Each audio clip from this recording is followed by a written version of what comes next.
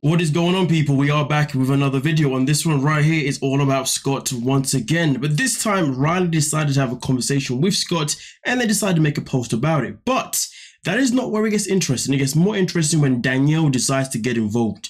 But before we get into it, please do help us get to 50k. We are nearly freaking there, okay? We're trying to get to 50k in the next 13 days before the end of the month. So get subscribing, please. Tell a friend, tell a family member, tell your kids, tell everybody that you know, okay? Subscribe. Come on now. With that being said, let's get into this one. So Rod decides to make this post after, seeing Scott.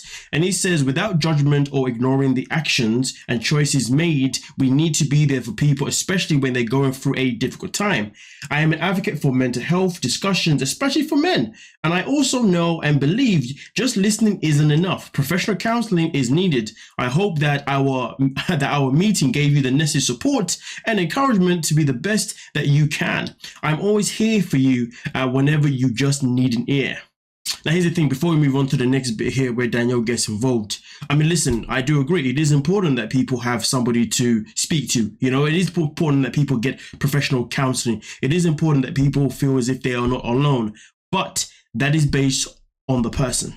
Do I believe Scott is the kind of person that is in a position where he wants to listen to other people, where he wants somebody to come in and listen to all of his problems? Is he the kind of person that's ready to listen and then also receive advice? I mean, for me personally, I'm going to say no. And the only reason why I say this is because, you see, Scott is a man that does things, in my opinion, in a very conscious way. I believe that everything he does it because he's being calculated, because he has this simple thing that he's always dying for. It is called attention. This man has been an attention seeker since the moment he hit our screens, and he has not stopped ever since. He has been hell-bent on always making sure that he is spoken about. Now, I can only imagine, to begin with, he wanted people to like him. He wanted people to talk about him in the most positive way possible. But for him now, it's always been on the negative, and that is just down to himself. He can blame TLC. Yes, they had a part to play, but TLC definitely never made him, become aggressive on camera, never made him say certain things on camera. These are the things that he said himself. And also, TLC never made him act out the way he has been acting out on social media. He has been blocking people, saying mean things to people. He has been scamming people. So there's a whole lot of things that he has done that he can't even put the blame to TLC or Sharp Entertainment, because these are things he's done on social media, point blank, period. So do I believe Scott is the kind of person that is in a position where he needs a mental health advocate at this moment in time? No. Do I even believe that his mental health is even in a bad place? I guess it's not for me to say, but I can just say that for me personally, I do strongly believe that this man is in a position where he knows exactly what he's doing, and it's literally for that one thing, attention. But now let's get into what Danielle had to say, because what she had to say is definitely crucial. Danielle comes in by saying, I think it's one thing to be an advocate for mental health discussions, but I think it's also important to acknowledge the sheer number of women who have been abused on many ways by this man. I ask that if you publicly support him, you publicly nuance the terrible things that he's done. I agree.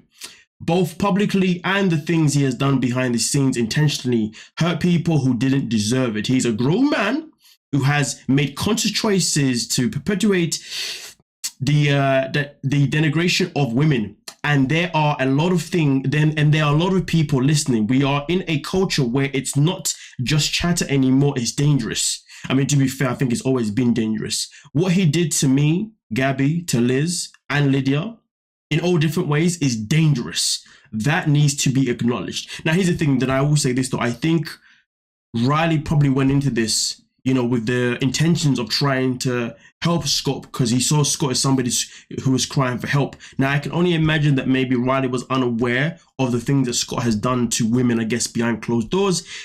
Maybe he's been aware of what he's done on the show, but that's only subjective if he's actually seen the season that Scott was a part of. And if he hasn't, then I can understand where maybe he may have been in a position where he's missed out the things that Danielle was saying right here, right now. And of course, he did like the comment itself in particular, which says he's acknowledged it, which is a good thing. He's read it and he's understood it, which is a good thing. Do you know what I mean? But here's the thing, though. Let's talk about this, though. Let's talk about this. Danielle has made very good points here. Points that I think sometimes we all forget. To be fair, some of the points here that she's made I was aware of them, but I kind of forgot. And when I say I was aware of them, what I mean is I know he has a history of not necessarily being the best person to women. And I know this because there's been women who he has encountered in his life that have reached out to me, and I have made videos on them based on exactly what they have said. Now, obviously, these videos have been more based on the fact there's women who are talking about how Scott just can't keep his little tingy in his pants, and how he lies to get his own way just so women can, you know, be around him. And that was as much as what I was told. It was never necessarily told in the perspective of the fact that he has been abusive. So, of course, this being brought to the table now by Danielle, I guess this is what opens up a whole new,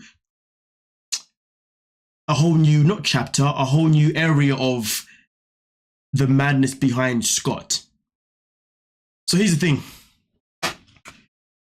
The more and more I read this, the more it makes sense to me even more why TLC did not want to invite him to that 10-year anniversary that he was crying about so much just because they didn't invite him. Now, here's the thing. I don't know if they didn't invite him because of what Danielle's saying here, but I can imagine if what she's saying is true, I can imagine that these women would have, 100% complained. They would have complained to TLC, say that this man cannot be here. We don't want him here because he makes us very uncomfortable. So based on what she's saying, it kind of backs up why maybe he wasn't invited. But either way, though, Scott is a man that 1000%, in my humble opinion, he is someone who is conscious of his actions. He is in a position where he wants to continue doing what he's doing and doesn't care who he's going to hurt along the way, as long as he is still being spoke about. But nonetheless, though, I think it was a decent thing for Riley to want to speak to him at least, because you never know. In that conversation, he could have said certain things that maybe Scott is going to reflect on. Whether he's going to reflect on them or not, I don't know. I would say he's probably not, but I'm going to say I don't know, because obviously I don't know if he is, because he might do, but I think we should all know that he's not going to do that. But I will say this, though. Regarding the things that Danielle has said here, the only thing that I'm going to add, and this is the thing that always frustrates me the most about, cast members and just, I guess, maybe just people in the world. If you know that somebody has done things, that's been abusive to you and unintentional, my only question is, was it reported? Now, we can ask the question of, can everything be reported? Well, I mean, look at it this way. When I worked with kids, when I worked in schools, we had this thing where before we could, before the school could approach the authorities about maybe something that they thought was going wrong in a child's life, what we had to do as a collective, we had to collect data, So if I was working with a child, and I noticed this child say certain things, I'd have to note it down. If I see the child do certain things to another child, I'd have to note it down. If I see the parent come in and the parent's looking a bit, I'd have to note it down. If I saw the child maybe have a bruise here and there, I had to note it down. So my point being is I feel like this is something that needs to happen now. Okay, because it's kind of annoying now that we are getting women coming out like Danielle, I guess, to say that he's done these things and done this thing and that thing. And I'm not saying that she's lying, but what I'm saying is that it's important that you start to log these things down. So therefore, if you log them down, then you can be in a position where you can take it to the people that can then take over the situation, whether that be the authorities or not. Because let's be real, he may have not gone to the lengths of someone like a Jeffrey, he may not have gone to the lengths of doing something, but if he's someone that's obviously doing these things to multiple people, these things have to be logged down, and then they can be given to whoever needs to see it, and then maybe something can be done. Because really and truly, to allow him to continue doing what he has maybe allegedly done to women, without him actually ever experiencing a consequence to the situation, then what? People have to face consequences, right? People have to feel that what they're doing is wrong. People have to their eyes have to be opened up, that if they don't do better, then it's only going to get worse. Okay? So what I'm saying isn't necessarily based on me just speaking to Danielle here. I'm just saying, generally speaking, ladies and gentlemen, okay? If you are in a situation where you are around somebody, around people, and you feel like this person is doing these things, whether it's happened to you at work, whether it's happened to you at the gym, okay, whether it's happened to you at home, no matter where it's happening, log it in. We've all got phones these days. We got the notes. Log it in, and if you can, take pictures as well, because these things are crucial to make sure that people who are not the kindness serve some type of justice.